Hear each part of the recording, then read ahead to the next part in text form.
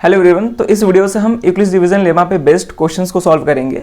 तो ये जो क्वेश्चन है ये आर.डी. शर्मा का पहला क्वेश्चन है। तो देखते हैं क्वेश्चन क्या है। क्वेश्चन है so that every positive even integer is of the form 2q and that every positive odd integer is of the form 2q + 1 where q is some integer. ठीक है, अब इस क्वेश्चन में क्या बोल रहा है कि अगर हम कोई भी इवन पॉजिटिव इंटीजर लेते हैं तो उस पॉजिटिव इंटीजर को हम 2q के फॉर्म में रिप्रेजेंट कर सकते हैं, और अगर हम कोई भी पॉजिटिव ऑड इंटीजर लेते हैं तो उसको हम 2q + 1 के फॉर्म में रिप्रेजेंट कर सकते हैं। यही हमको प्रूफ करना है। ठीक है, इवन इंटीजर का मतलब समझ में आ रहा होगा। इवन इंटीजर का मतलब वैसे इंटीजर जो 2 से कंप्लीटली डिवाइड हो जाए, और ऑड इंटीजर क्या होता है जो 2 से कंप्लीटली डिवाइड ना हो पाए। ठीक है, अब इसी चीज को प्रूफ करना है। अब कैसे करेंगे, ध्यान से देखेंगे। अगर मान लेते हैं मेरे पास कोई पॉजिटिव इंटीजर a है, अभी इवन ऑड पे बात नहीं कर रहे हैं। ठीक है, अभी इवन ऑड पे बात नहीं कर रहे हैं।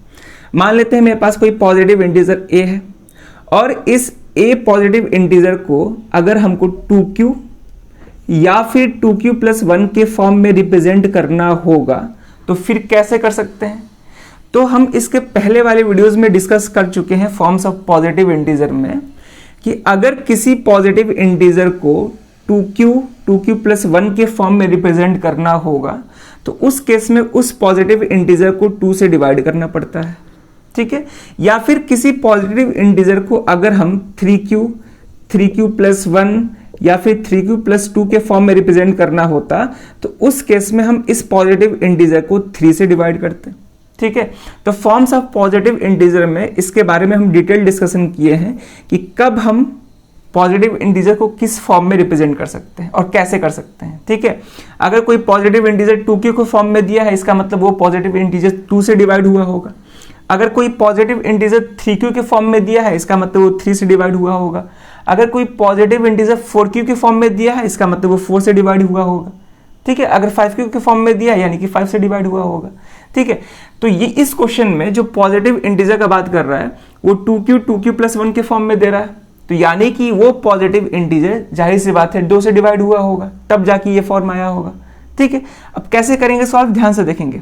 तो इस क्वेश्चन को पहले हम एग्जांपल से समझते हैं, उसके बाद हम प्रॉपर सॉल्यूशन करेंगे। ठीक है, तो एग्जांपल लेते हैं। तो पहले बात कर रहा है पॉजिटिव इवन इंटीजर का। ठीक है, तो अगर हम पॉजिटिव इवन इंटीजर लेते हैं, ठीक है, तो पॉजिटिव इवन इंटीजर क्या क्या हो सकते हैं। तो 2 से स्टार्ट होगा, 2 सबसे स्मॉलेस्ट इवन इंटीजर होगा पॉजिटिव। तो हो जाएगा 2, 4, 6, 8, ठीक है, 10, 12, आगे से तो बढ़ते जाएगा। क्लियर है। अब इस पॉजिटिव इवन इंटीजर को अब हम 2 से डिवाइड करेंगे, क्योंकि क्वेश्चन के हिसाब से जो फॉर्म दिया गया है उस फॉर्म से लग रहा है कि उस पॉजिटिव इंटीजर को 2 से डिवाइड किया गया है। ठीक है, तो यहां भी हम इन सारे को हम 2 से डिवाइड कर रहे हैं।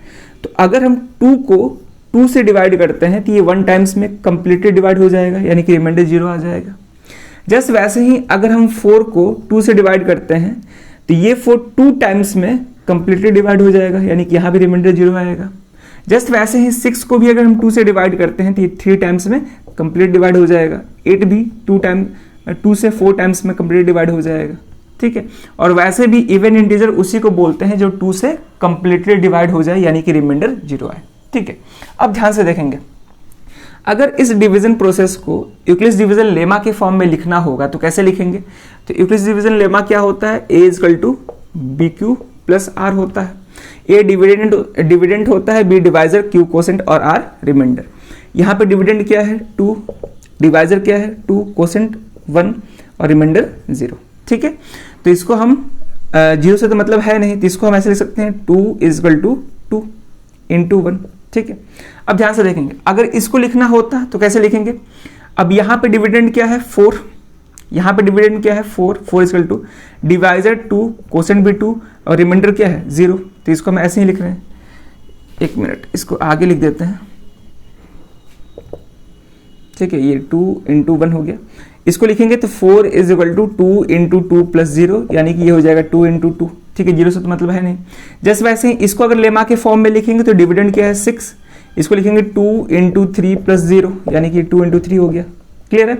उसको अगर लिखेंगे तो 8 = 2 × 4 + 0, यानी कि इसको हम लिख देंगे 2 × 4। यहाँ पे हम देख पा रहे हैं कि ये जो फॉर्म है, ये पूरा फॉर्म कहीं ना कहीं 2q फॉर्म का है, ठीक है, 2q फॉर्म का है, जहां पे 2 तो कॉमन है, सब में 2 कॉमन है, लेकिन चेंज क्या कर रहा है, ये जो कोसेंट है ये चेंज कर रहा है, 1 2 3 4 5 6। तो ये जितना फॉर्म हुआ वो किस फॉर्म का हुआ, 2q फॉर्म का हुआ। यानी कि हम इवन पॉजिटिव इवन इंटीजर को हम 2q के फॉर्म में रिप्रेजेंट कर सकते हैं, ठीक है, वही हमसे बोल रहा है, ठीक है। अब हम बात करते हैं पॉजिटिव ऑड इंटीजर पे, ठीक है। तो इसको हम क्लीन कर रहे हैं पहले, अगर नोट करना है कुछ नोट कर लीजिए।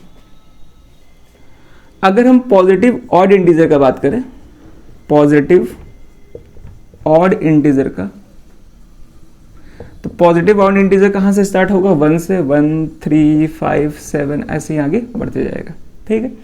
अगर हम 1 को 2 से डिवाइड करते हैं कि 0 टाइम्स में जाएगा, यहाँ पे 0, रिमाइंडर क्या बचेगा 1, ठीक है। अगर हम 3 से डिवाइड करते हैं तो ये 1 टाइम्स में 2, यहाँ भी रिमाइंडर 1 बचेगा। अगर 5 को 2 से डिवाइड करते हैं तो ये 2 टाइम्स में 4, रिमाइंडर 1, और 7 को भी डिवाइड करते हैं तो 3 टाइम्स में 6 हो जाएगा, रिमाइंडर 1, ठीक है। तो ऑड नंबर, ऑड इंटीजर क्या होता है, जो 2 से कंप्लीट डिवाइड नहीं हो पाता है, और यहाँ पे कंप्लीट डिवाइड नहीं हो पा रहा है क्योंकि रिमाइंडर 1 बच रहा है हर केस में, ठीक है। अब ध्यान से देखेंगे और वैसे भी ये बात याद रखेंगे कि किसी भी ऑड पॉजिटिव इंटीजर को 2 से डिवाइड करेंगे तो रिमाइंडर हमेशा 1 बचेगा, 1 के अलावा कोई दूसरा नंबर नहीं बचेगा, ठीक है।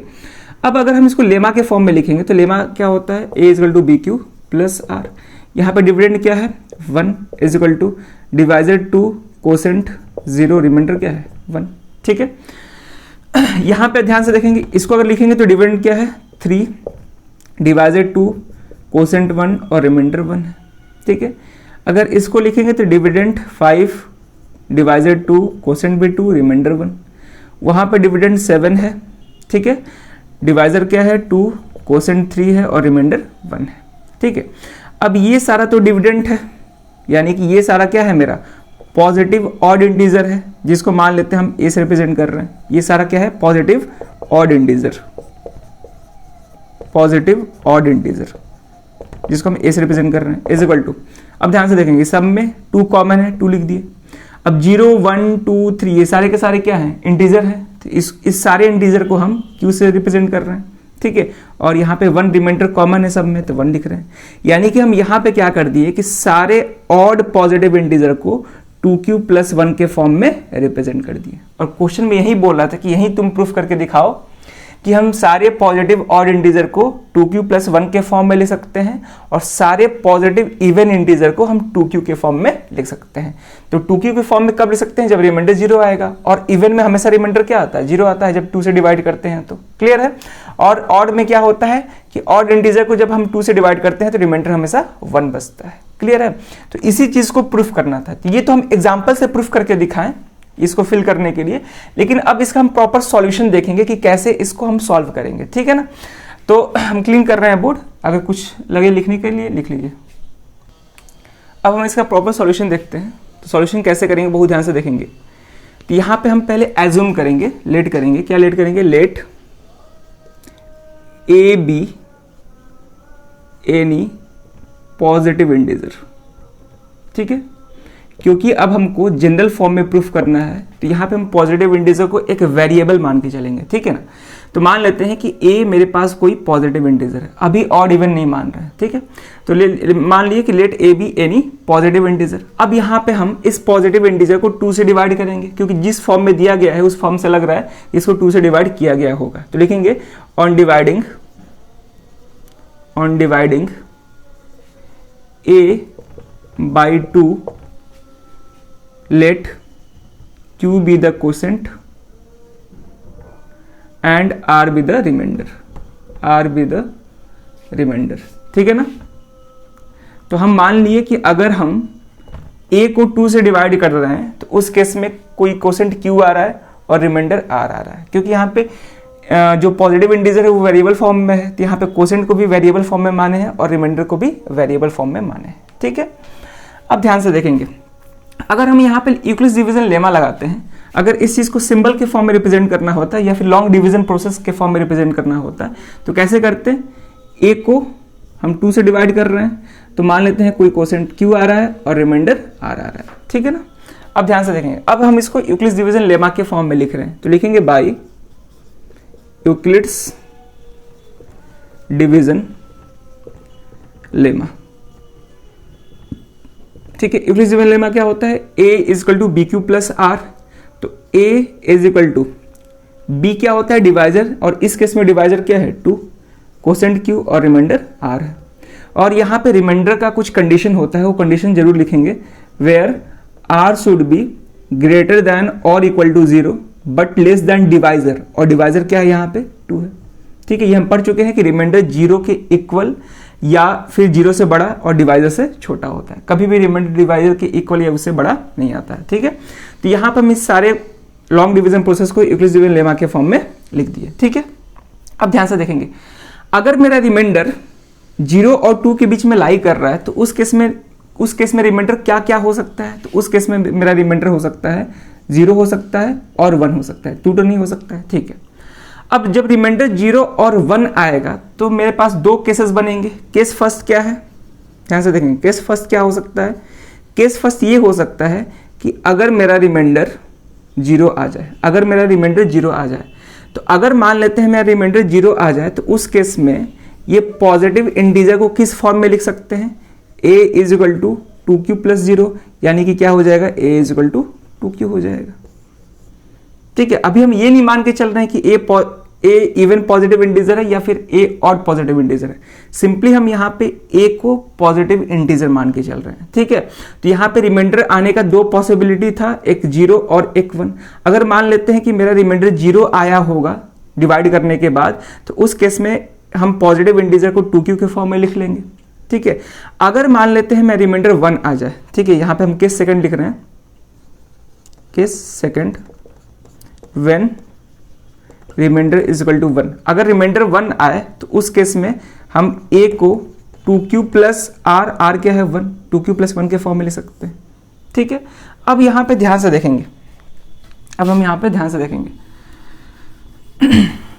क्वेश्चन में दिया है कि जो q है कोई इंटीजर है, लिखा है ना, where q is some integer, कोई भी एक इंटीजर हो सकता है। तो अब देखेंगे ध्यान से, हम पहले से पढ़ते आ रहे हैं कि अगर हम किसी भी इंटीजर को, ठीक है, किसी भी इंटीजर को, एनी इंटीजर, ठीक है, अगर हम किसी भी इंटीजर को 2 से मल्टीप्लाई करते हैं तो जो भी हमारा इंटीजर निकल के आता है वो हमेशा एक इवन इंटीजर निकल के आता है, इस बात को याद रखेंगे।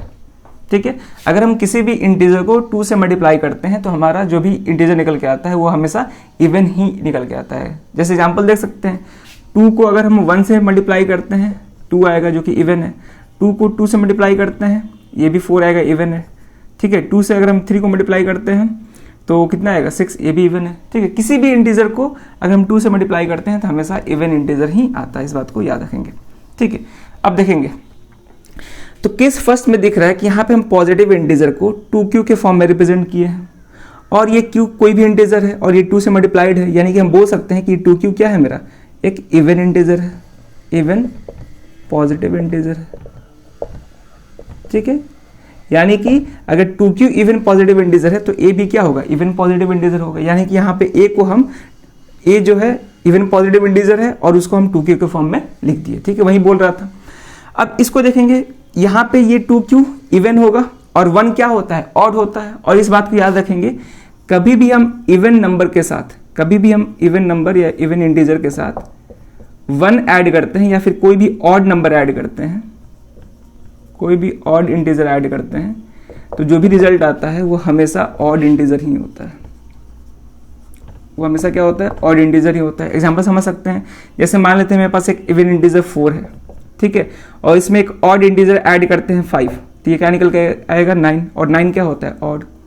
जैसे वैसे ही मान लेते हैं मेरे पास एक इवन इंटीजर 6 है और इसमें हम 7 ऐड करते हैं, तो 6 + 7 कितना हो जाएगा 13, ये भी क्या है, ऑड।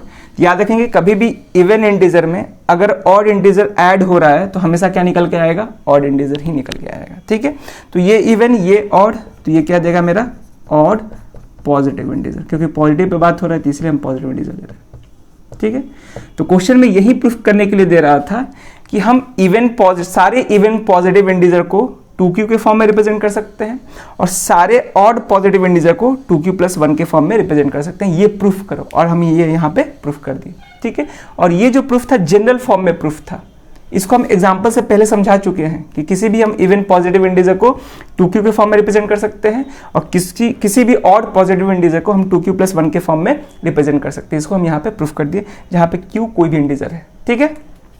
तो यहाँ पे हम लास्ट में लिख देंगे कि फ्रॉम केसेस 1 and 2, ठीक है, यहाँ पे हम लास्ट में लिख देंगे कि from cases 1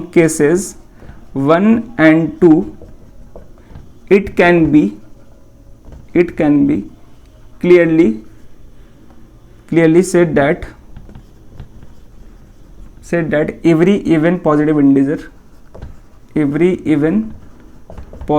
integer is of the form 2q and that of every odd positive integer is of the form 2q + 1। इस चीज को हम यहाँ पे प्रूफ भी कर दिए, एग्जाम्पल से भी प्रूफ कर दिए और जनरल फॉर्म में जैसे बुक में सॉल्यूशन दिया है वैसे भी प्रूफ कर दिए, ठीक है। एग्जाम में आप दोनों प्रोसेस लगा सकते हैं, एग्जाम्पल वाला मेथड से भी सॉल्व कर सकते हैं या फिर इससे भी, ज़्यादा बेटर यही रहेगा, आप लोग इससे ही सॉल्व करिएगा, ठीक है ना। तो होप कि ये क्वेश्चन समझ में आया होगा, और अगर ये समझ में नहीं आया है उतने अच्छे से तो आप फॉर्म्स ऑफ पॉजिटिव इंटीजर का वीडियो जाके वो देख लें, ठीक है। वहाँ अगर देख लेते हैं तो आसानी से समझ में आ जाएगा, ठीक है।